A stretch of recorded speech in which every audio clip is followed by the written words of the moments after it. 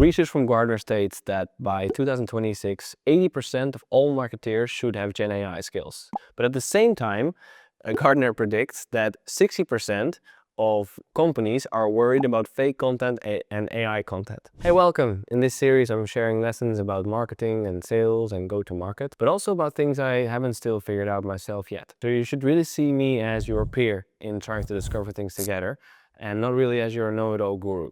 So let's dive in. So related to the percentages that I mentioned earlier, there's kind of a contradiction going on. So on the one hand, we have companies worried about that marketers should have GenAI knowledge to work with GenAI tools, but also know how to prompt, for example. So there's quite a big opportunity there. But on the other hand, companies are also worried about fake content or mediocre content going out, or even like fake content overall, or like AI generated content that's too obvious, for example. So there's really a contradiction going on. And I asked ChatGPT to translate it into a very simple contradiction. It's like asking a robot to make a super cool cake and then afterwards having to check all the ingredients as if it's safe to eat. That's a little bit going on with AI right now. In my own experience, where this always goes wrong is people use GenAI, in marketing in this case, for the wrong reasons. They use it to save time and money. And there it stops. The problem is you need to look a little bit better, a little bit further. So here's a few examples of where it goes wrong. People ask ChatGPT to write a LinkedIn post from scratch, for example. People go to DALL-E to create a campaign visual or an ad visual from scratch. People go to Suno, the AI, the music generating tool, to come up with a campaign jingle from scratch without it aligning with their own lyrics, for example. And that's a bit of the issue. So when you leave the complete creative process to AI, you're kind of misusing it because you're not creative anymore. Whilst AI actually has the potential to do all the other things around the creative process. So when we are creative or when we do analytical things, for creative things we use our right brain. But for analytical things or predictive things, we use our left brain. So the Boston Consulting Group did a study quite recently about this in 2024, I think. They did research about the left AI brain.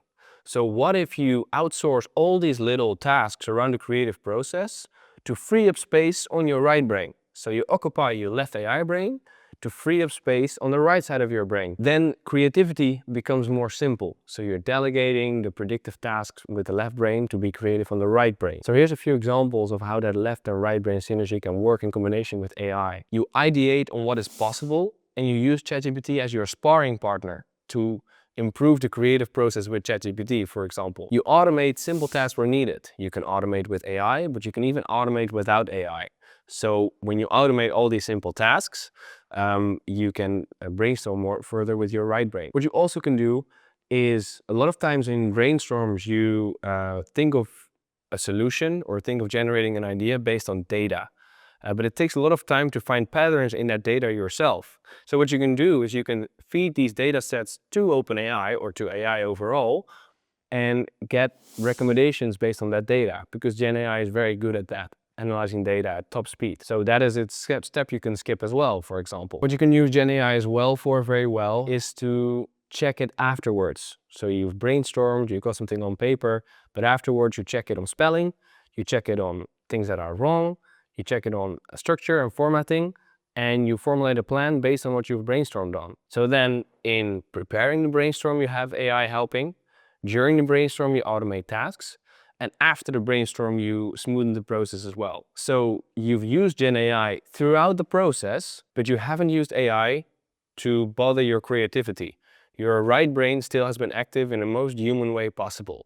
And that is how you strike the balance between AI and be creative yourself as a team. So lastly, because this is going wrong with so many companies, Gartner did one more prediction. Gartner predicted that by 2027, 20% of companies are AI averse. So that means they will publicly state that no AI is used in their products, services, or business processes. If you want to be one of these companies, or if you want to be the company that leverages AI yourself, you can make that decision. I know my decision. I will always try to embrace AI the best way possible, but still try to maintain authenticity and to maintain the human factor in there. If you have more questions about how to mix GenAI with marketing, or how to integrate GenAI into your marketing processes, or use it in your advantage, let me know in the comments. I can get back to you in the comments, or I can use it as an idea for my next videos.